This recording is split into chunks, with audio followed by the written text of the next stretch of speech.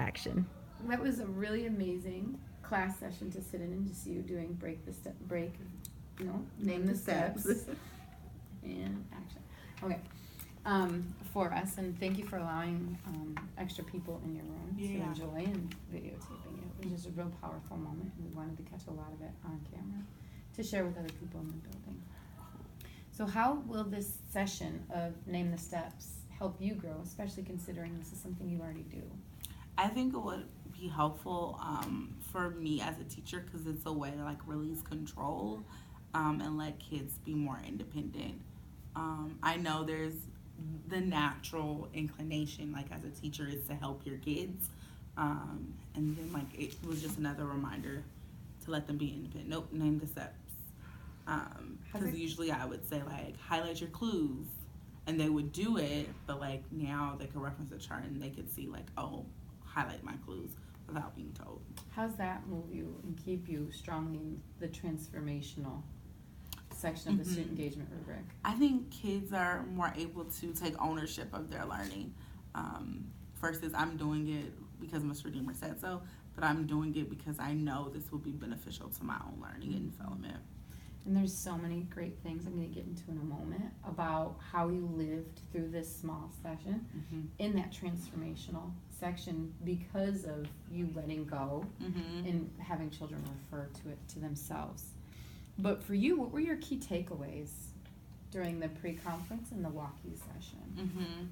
I think my key takeaways, just referencing my note, is just like asking those probing questions. I think what was really helpful during the actual coaching is when you were able to probe me to tell them to like think of examples, because I like have a tendency to ask the same question. You know, like when people are like, do you know this person? And it's like, you know Samantha? It's like, no, Samantha. It's like, I still don't know that person. And so, anytime you ask instead it, of you get louder and louder. And so I felt like, I was like, where would you see the context clues? And I think it was like, okay, when will you need to use it or something, like asking a different question. So I think that was definitely beneficial because then it helped me think of ways to continue to jog their memory, where I know like that's something that I'm growing upon, because I know I want to ask a probing question, and sometimes my probing question is like not scaffolded enough, so I have to go back.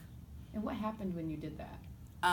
Elijah Wan, the scholar that was targeted, was able to give input, and then like other students were able to like answer, and then he came back and was able to like answer. And who else answered? Kyra. And who else answered? Jaden and all, yeah. What happened to the buzz and the atmosphere of your class when you took it a little bit the step down? What happened? I had more engagement and like energy. Like there was a moment I was like, yo, like, they were yelling, and I was like, you know, because there's moments just set up in the culture of my classroom where I want them to raise hands, and there's some is like I forget to call on them when they raise hands, so it's like just shout it out. And so that moment was definitely like college and all this other stuff, and I think that was really good because it went from what you would think, oh, a boring anchor chart, to where it's like we're interacting with the steps and we're interacting with learning, and I really saw the benefits of like pulling in the connection to real life that they were able to do, and then like take it a step further of like where and why will we need context clues. How does that keep you in your classroom living in transformational engagement? I think it definitely draws a connection between like what we're doing now and how it impacts our future. I think that was definitely a moment where it wasn't a let's talk about school and college. It was easier for them to see like, oh, we are college bound, and instead of referencing like achievement levels only in the realm of college bound, like no, the skill or strategy that we're using, whether you're 1, 2, 3, 4, or 5, is a college bound skill. And it wasn't as like direct like me what I just said to them, but it was good enough for them to see it. Huge. And you got to gauge from text messages, who is texting me that you need to use context clues, but still amazing application, to the football, I need to read about football things, to not, you had different variations of college going. You had from the college application process to the textbooks. Yeah. So your children were able to make make it real and make it important? And then how did that impact them when they went to the independent work? I think they were definitely more eager. I know, like, before we did the coaching part, they were like, can we just start? Like, because we've been doing this for the entire module. Like, that's a skill we've been teaching. Although, like, I didn't teach it the name and steps way initially. They were just like, can we just start? But I did see a sense of joy or more enthusiasm around, like, all right, now I'm going to do it because, like, I'm college bound. Yeah, and get out of my way. Because they were able to also think in their head of a time when they have done it, especially in the text message. Yeah. He knew, like, okay, you got the steps there. We talked about how to do each step. But with that connection, he was able to immediately transfer it. And he got to work immediately. Yeah.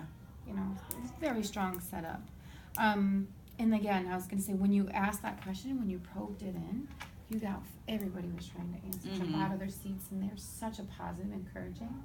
And you also strongly set up and said, how is this going to help you do your independent work to not need me? Yeah. And they were able to say, reference the chart, reference the chart. And you're like, that's right. So you're going to reference the chart. And then you narrated referencing or using the steps. How many questions did you honestly get? I didn't get any. My question was only like, can you check my work? Right. Yeah. So they didn't need you to learn. Yeah. So when looking through this, how does this strategy, especially using it the way that we did today in the higher end, how is it contributing to lesson mastery? I feel like scholars were able to get most of the words right. There were 4 words, and most of them got like 3 out of 4 correct. The only word that they struggled through was vain, but that was like more, the clues weren't all the way there. It was one of those words where it was just like, you know, when we talked about what happens when you don't know the words and the answer choices, that kind of word, because it wasn't a lot of clues. So what did you do to coach them through it to get that? I use examples, like when people Talk to me about this.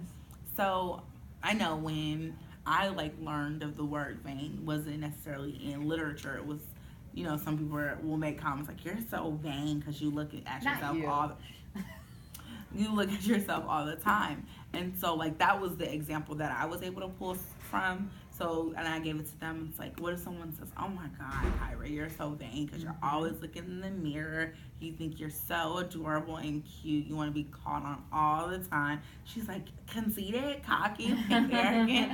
And so she was able to get it from those examples. I think the next step with the context clues is like beginning to see like kids question, like, when have I been vain or heard this word?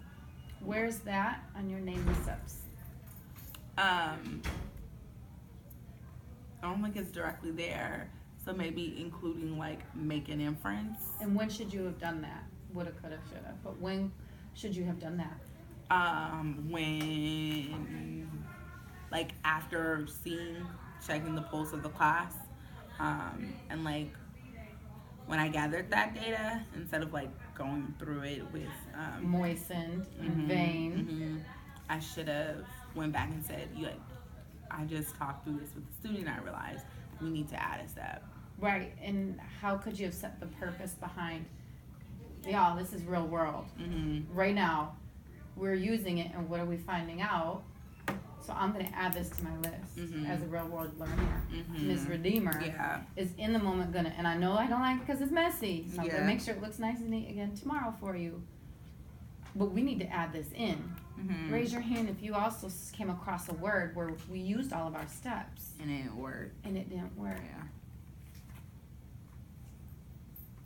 How would that have helped you adding it to it? How would that have helped keep the learning in the learning lift on them and not on you to go and make those connections? I think at that moment they would have been able to realize that like it's not Miss Redeemer who's the like holder of all the knowledge. Because it's like, because you know, I feel like whether I could just, you know, make up something and say, actually this isn't Earth, this is planet Mars, I feel like they'll believe me. Like they could see that, you know, oh, she added something, then I could add something, and then they could, even though I didn't necessarily tell them that, they know that that's what's best for them to add this step to the strategy of naming the steps, you know? Yeah. Yes. And then in the steps, like you said yesterday in the pre, it's the same piece of paper that you used yesterday. But you said, you made it up in first block. Mhm. And there's power of going back and saying, wow, Mhm. second block added this step. Wow, and third block we Mhm. added this step. What happens when is like adding steps not beneficial? Right, like, cause what if you have like 20 steps? It's like, you know what I mean? Then we're gonna relook and see, is this something that we do name the steps with? Mhm. Is this a process or a procedure that we need to have in place for the Mhm. class? That's a really good question, so I'm gonna think about it and get back to you. Okay. And we can talk about it as you're doing it in lessons, like, Mhm. wait a minute, let's stop. The And- sheet says 3 to 7, whereas because 7 seems like the most that anyone could Can hold. hold in their brain. Mhm. But I feel like if there's more than 7, then there's probably processes in there. So like Mhm. 1 through 3 is its own process, or Mhm. maybe like identifying the word you don't know and which Mhm. one's important. Like that's its own process or Mhm. something like that. That Yeah. makes sense, like, it'd be fleshed out Mm-hmm. to make it more, versus what it Yeah. would mean 3 to 7. There's your answer. Mhm. Okay, so again, strong thinking and you being able to put that up there keeps us again in the same laser-like focus lens of how do we have lifelong learners in 100% of your students. Mhm. When you notice it and you notice it's a repeat question or it can pertain to both, stop, add it, and have them, because your Mhm. classroom cultures run so well. You can stop them at any time to say, and you do say, Miss Redeemer forgot to say, Mhm. you're to work in partners. Do you want Mhm. to or not? 10 seconds go. They Mhm. got 10 seconds, they got to working. Mhm. Same thing with naming the steps. Then, that was really, really strong thinking that we just went through. Another thing is when your other action step from the pre-conference to help set up is explaining the purpose behind each step. Mhm. Let's think about back through that process. It was amazing that you had, like you said, your probing questions for each step and kids were responding back. Mhm. But your answers for it, so like your first one was, why do we do this circle the unknown words? The answer back was because we might not know it and it might be unfamiliar. Mhm. Is that the purpose as to why we circle unknown words? No, it's to identify it maybe. And why? So we could focus on that part more. Right. Mhm. So when you script out your probing questions for the purpose behind, it'll be stronger if you are probing for why we do the whole step instead of like how do we do the whole step. Mhm. Mhm. Get it deeper, get it lifelong. Okay, so great. Yes, it might be unfamiliar, but why are we circling unfamiliar words? So we can focus on it, so we can know.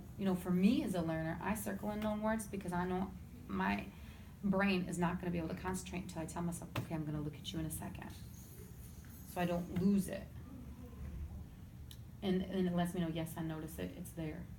How's that gonna help us then? What's the purpose of that in all subjects and all contents? Great, let's look at the second step. Why do we need to reread the sentence?